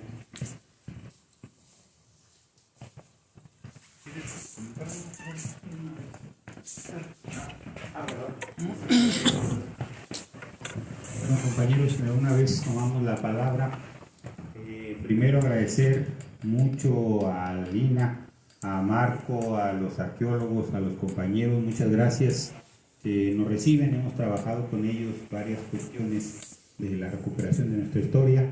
Muchísimas gracias, gracias por exponernos esto que le denominan el Chacmol. Bueno, comentarles, compañeros, sí es necesario era necesario esta reunión, que vieran, que entendieran, que comprendieran que un pueblo que no se reconoce en su pasado no es dueño de su futuro. Y esta pieza arqueológica que hoy presentaron y que ahorita a continuación vamos a ir a ver, es una demostración concreta de que el pueblo o los pueblos, el pueblo purépecha, el estado purépecha, nuestros antepasados, tenían su propia cultura, tenían su propia cosmovisión, tenían su propia religión, tenían su propio gobierno, tenían su propio ejército, tenían su propia autonomía. Y entonces es ahí donde hacemos un puente entre el pasado con el presente. ¿Por qué andamos luchando ahora por las autonomías? Porque eso tenían nuestros antepasados. Y esta muestra, esta pieza es un referente empírico de que nuestros antepasados tenían cultura. Y que es deber de nosotros también luchar por la cultura de nuestros antepasados. Bueno, queremos aprovechar para solicitar formalmente, vamos a solicitar formalmente al INAH, al gobierno del estado y al gobierno federal, dos cosas. Primero, nos dimos cuenta ahora, gracias a los trabajos del INAH, gracias a los medios de comunicación, gracias a lo que ahora nos expusieron aquí, que hay otras piezas arqueológicas que están en otros países. Está el Chacmol, que dijeron que estaba en Nueva York, que está el que está en Australia, y solicitamos formalmente al gobierno federal que se hagan trabajos jurídicos, diplomáticos, para recuperar esas piezas. Tienen que estar también acá, compañeros. Y es parte también de nuestra lucha provocar que el gobierno o que el Estado mexicano haga estas mesas de trabajo para que regresen. Y por supuesto también las que se encuentran en otros estados, también las que se encuentran en el Museo de Antropología en la Ciudad de México, tienen que regresar acá a Michoacán, compañeros, por solo mencionar algunas. Ese es uno. Y dos, aquí hay varios compañeros, autoridades, que saben y que tienen problemas en sus comunidades con zonas arqueológicas. Sabemos, hemos denunciado que hay empresas aguacateras que están tomando el control de las zonas arqueológicas. Hay caso concreto con los compañeros de Ocumicho, con particulares en los casos de Zacapu, con los compañeros en casos de Cuanajo. Entonces queremos el rescate, no solamente para los pueblos indígenas, sino para todos. Esto ya es un colmo que las aguacateras, que las berries, que los particulares estén atentando porque están destruyendo el patrimonio cultural de todos. Y termino diciendo que lo que proponemos y es lo que vamos a impulsar nosotros, compañeros, como Consejo Supremo Indígena de Michoacán, es una mesa de trabajo tripartita, tanto con el gobierno federal como con el gobierno del estado y por supuesto con las comunidades originarias. Es una tarea difícil, compañeros, sí es una tarea difícil. Obviamente se ocupan recursos económicos, obviamente se ocupa la fuerza del estado porque no se van a querer salir los aguacateros, obviamente se ocupa presentar recursos judiciales, obviamente se ocupan las movilizaciones sociales, compañeros, también. Entonces esa es la propuesta concreta, solicitar una mesa de trabajo tripartita con el gobierno federal y el gobierno del estado para irle dando a este rescate o a esta restitución cultural propiamente hablando de los pueblos originarios. Gracias.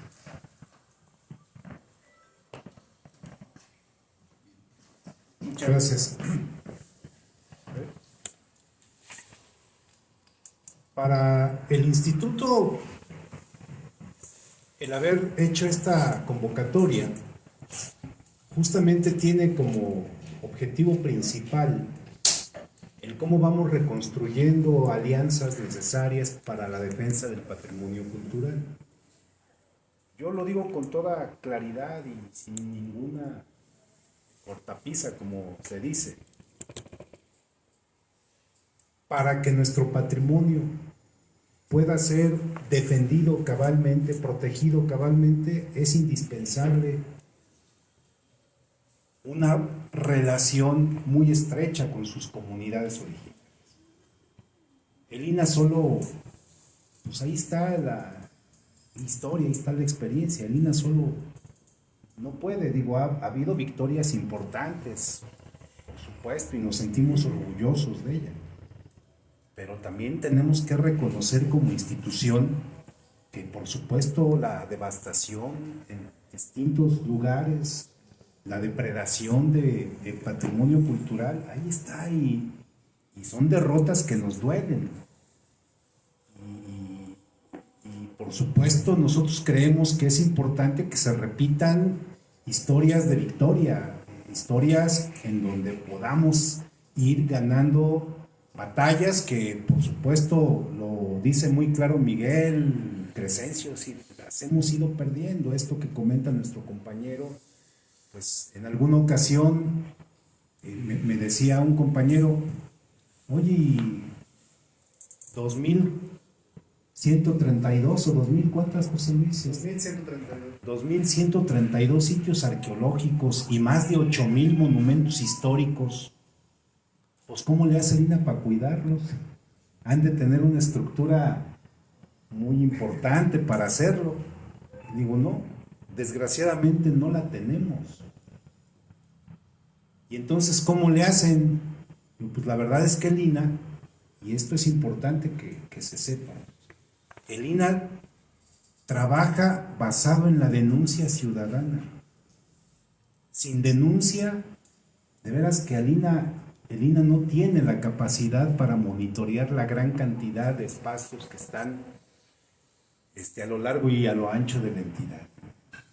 Muy pocos son las empresas los actores conscientes de esta realidad y que te dicen, oye, fíjate que me encontré tal cosa. Y van o vienen aquí a Lina y es posible hacer algo para recuperar algunas de los hallazgos, de las riquezas que se van a encontrar. Entonces, a mí me parece que lo que dice Crescencio es bien importante. El INA necesita afinar sus estrategias, replantear sus estrategias. Sin duda, no podemos seguir creyendo que trabajando de la misma manera es como vamos a lograr esto que aquí se acaba de expresar. Y por eso, esta idea de irnos vinculando con distintos grupos sociales, en una relación horizontal, de respeto, de reconocimiento mutuo, y sobre todo de ir caminando juntos en algunas acciones que nos permitan demostrar que esta es una buena ruta para la salvaguarda de nuestro patrimonio. Que no solamente tiene que ver con lo arqueológico, también tiene que ver con los templos, por ejemplo, que son al final del día pues, lugares sagrados para las comunidades. Y que sabemos que para algunos gobiernos la restauración de un templo pues, no se justifica porque es un asunto de la iglesia. Y así nos lo han dicho.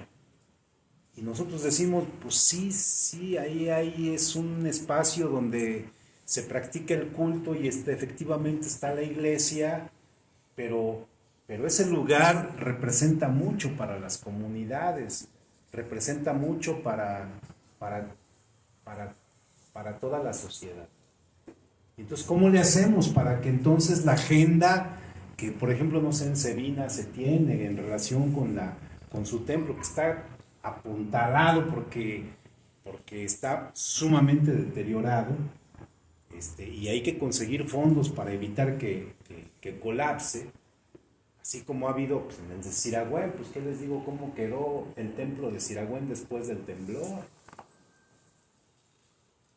Y entonces tenemos que echar mano de herramientas que nos permitan conseguir recursos para que las comunidades restauren, mejoren, le brinden toda la seguridad a la gente para que sigan utilizando esos espacios, que si bien es cierto son de culto, pues también son espacios vivos que a la gente les interesa mantener en las mejores condiciones posibles.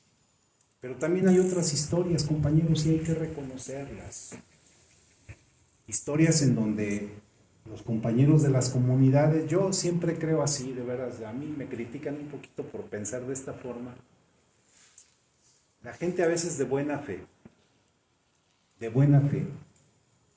los interviene. Y los interviene no precisamente de la mejor manera. Y en sus procesos de intervención al final terminan destruyendo. Agarrar un retablo del siglo XVI y es que está medio despintado, entonces hay que lijarlo todo y hay que aventarle una pintura rosa porque ahorita está de moda el rosa. Y cuando llegas y dices, yo sé que, de verdad se los digo con don, yo sé que no hay mala fe.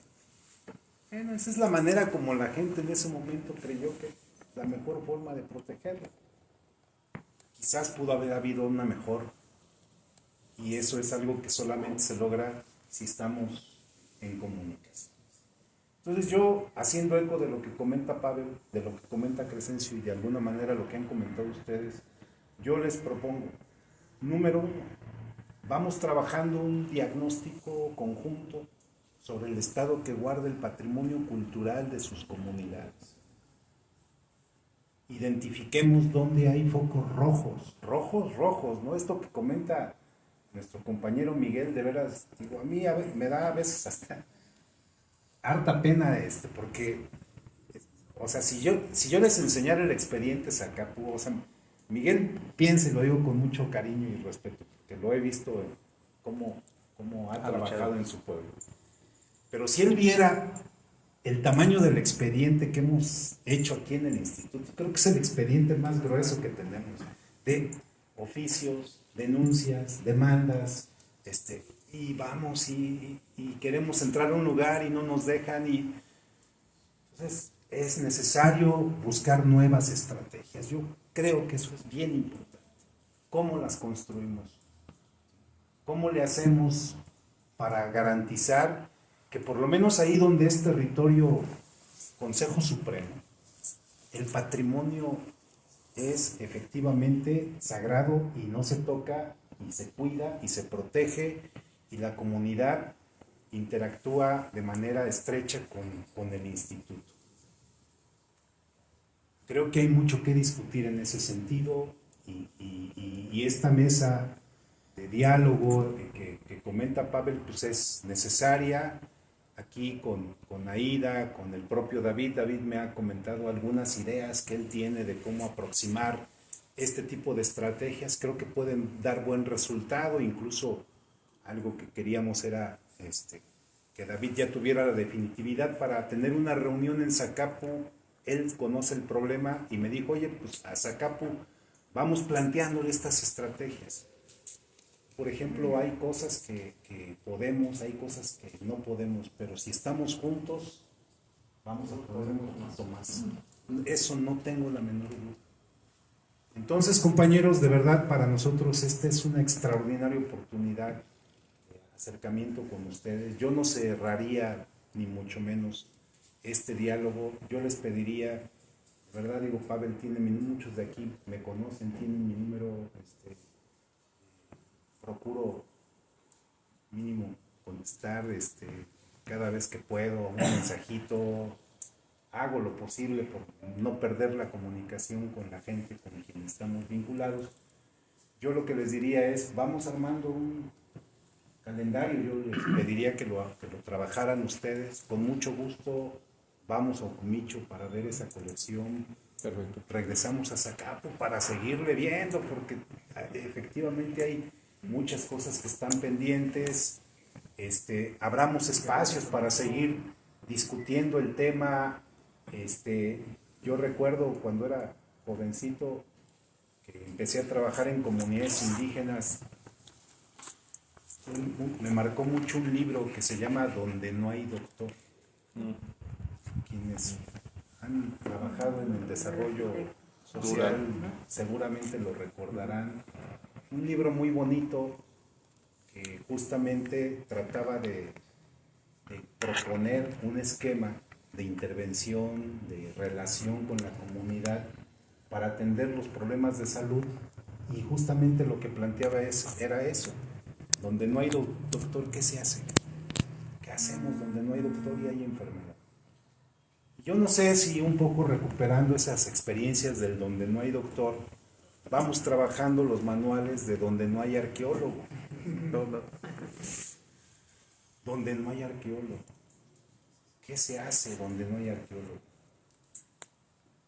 ¿Cuál es el protocolo que se tiene que seguir? Y capacitémonos para eso. Nosotros, de verdad, compañeros, estamos no solo con el corazón abierto, las puertas del INA abiertas para que trabajemos en la ruta que nos permita lograr esto que comentaba Crescencio, el diseño de la nueva estrategia. Porque reconocemos todos que lo que hay no es suficiente, que la ley no es suficiente, que el número de arqueólogos que tenemos, con todo y que José Luis anda siempre abriendo puertas para que vengan chamacos de la ENA de México a hacer aquí sus prácticas, no es suficiente. O sea, no es suficiente lo que tenemos. Y sí vemos que la devastación avanza, y avanza mucho. Y por supuesto necesitamos hacer algo para frenarla. Entonces yo de entrada diría, punto número 1, compañeros, identifiquemos de sus comunidades dónde están los focos rojos. Yo conozco algunos. Y vuelvo otra vez, no solamente es arqueología, son también templos, son también saqueos que hay en algunos lugares. Es también la invasión de aguacateros, de fraccionadores, de bancos de material que son ilegales. Sabemos lo que eso representa, sabemos que hay lugares bien complicados. Pues claro que sí se doblan un poco las piernas, pero pues miren, cuando está uno con ustedes, de verdad uno se siente más seguro. Entonces, en esa ruta nosotros de verdad cuentan con el instituto. Espero que no sea la última vez que nos sentemos, que podamos platicar. Pavel, con el grupo que ustedes consideren, trazamos algunas ideas en este sentido y avanzando. Yo creo que vale mucho la pena que en esta intención que ustedes tienen de formular su plan de justicia haya un capítulo de patrimonio cultural. Que eso no todos lo tengo que decir, no en todos los pueblos se han planteado este asunto como un asunto prioritario. Y qué bueno que ustedes lo tengan, porque al final lo que está detrás de este tema es la defensa del territorio. Así es la defensa del territorio. Entonces, en eso, pues, ¿qué les digo? Cuenten con nosotros. No sé si quisieran comentar algo.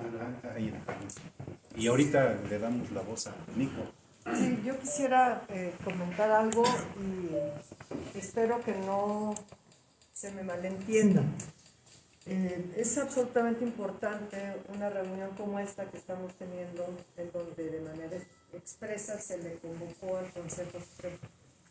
Pero que entendamos que ese patrimonio no es solamente de las comunidades en donde hay representatividad del Consejo Supremo, el patrimonio cultural es de México, es de Michoacán, y es muy importante, eso sí creo que es algo como difícil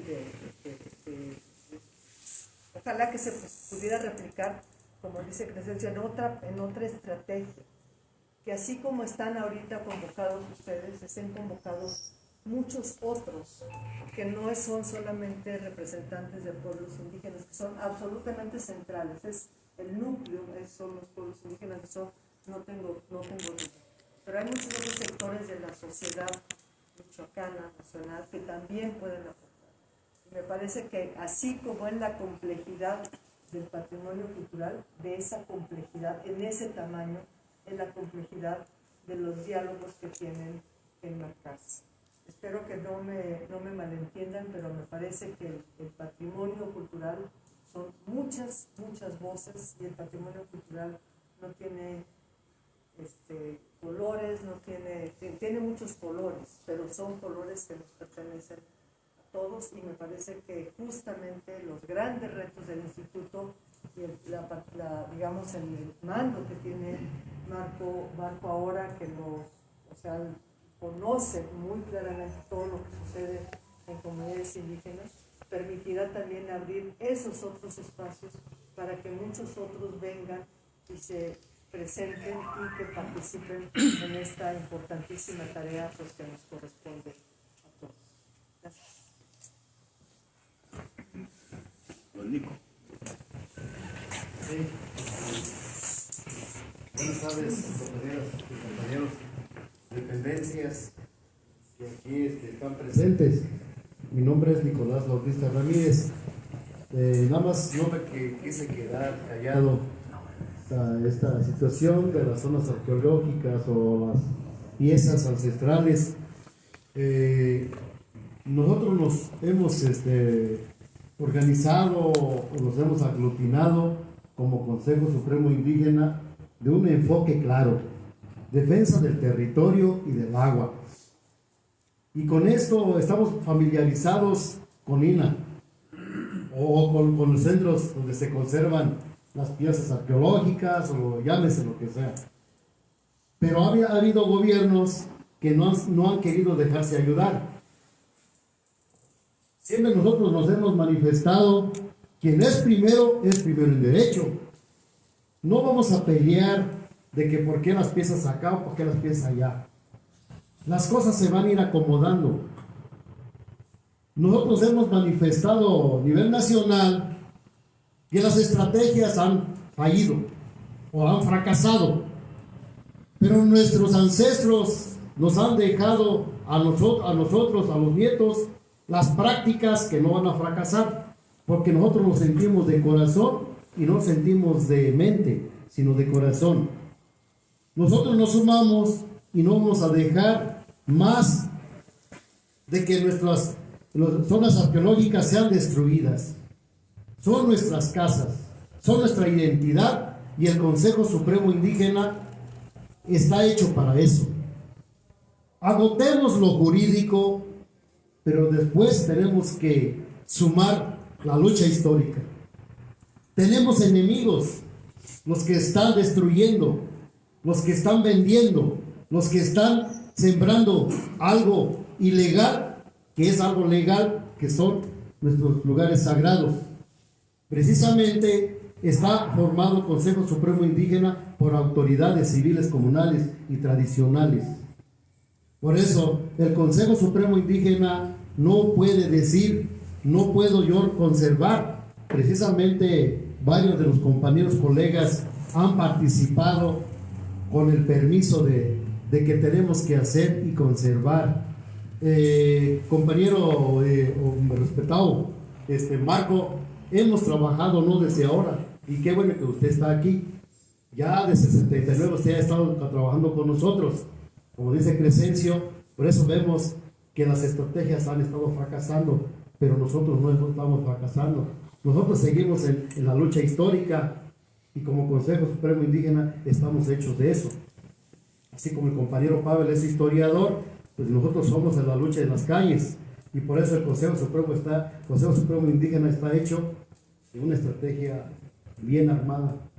Por eso vamos a sumarnos, vamos a proteger. Nosotros tenemos que proteger con nuestros corazones, como vengan las cosas, pero como estamos hablando aquí, pero vamos a ver las estrategias. No vamos a decir asustarnos, porque es algo que tenemos que respaldar a capa y espada, nuestros lugares sagrados. Y dentro de su hueca, los anjitos, Sanán, Cucupan, Zahuandan.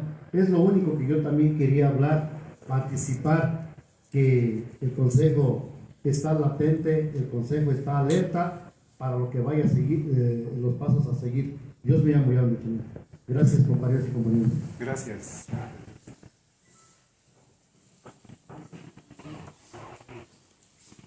Buenas tardes, soy Héctor y vengo de Paracho. Yo soy Utul, porque nací en México. Mi padre es de aquí, era de Paracho, mi madre vive aquí en Morelia. Pues por razones pues, económicas ellos se fueron, yo nací allá.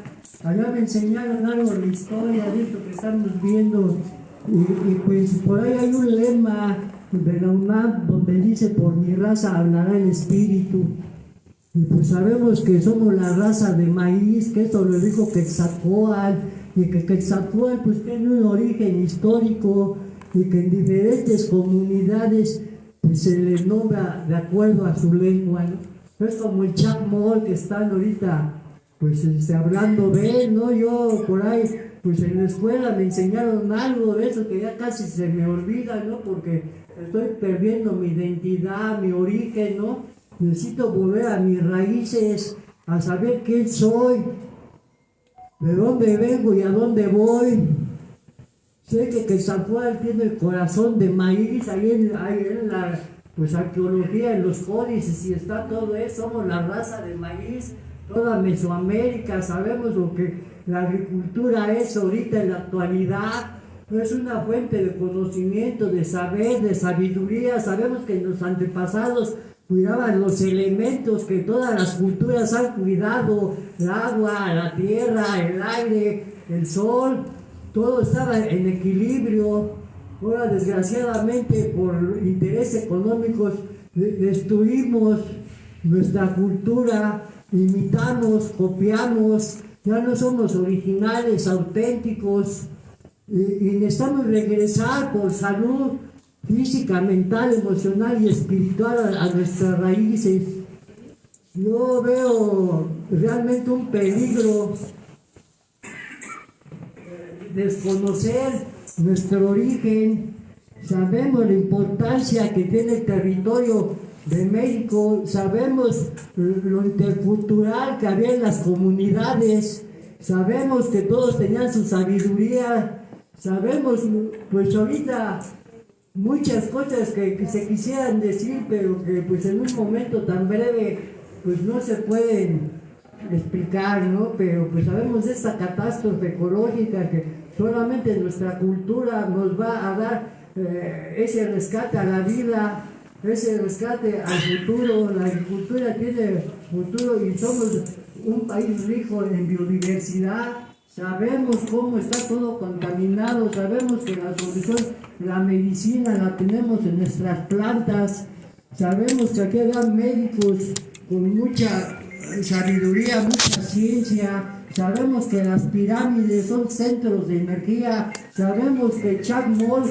tiene en esa posición, está como que el ombligo en el centro. Sabemos que esa posición era para captar la energía cuando el sol estaba en el cenit. Se ponía uno como en flor de loto, así como una especie de ejercicio de yoga para captar la energía cósmica. Éramos seres cósmicos, cosmonautas y muchas cosas que pues son temas que muy profundos, muy amplios, que se necesitan hablar y que desgraciadamente pues siento que le estoy quitando la oportunidad de pues ver los problemas, ¿no? que están ahorita, que son pues espirituales, lo veo, porque nuestra raza pues no era religiosa, era espiritual, centros pues de poder que tenemos que conservar. Muchas gracias, compañeros.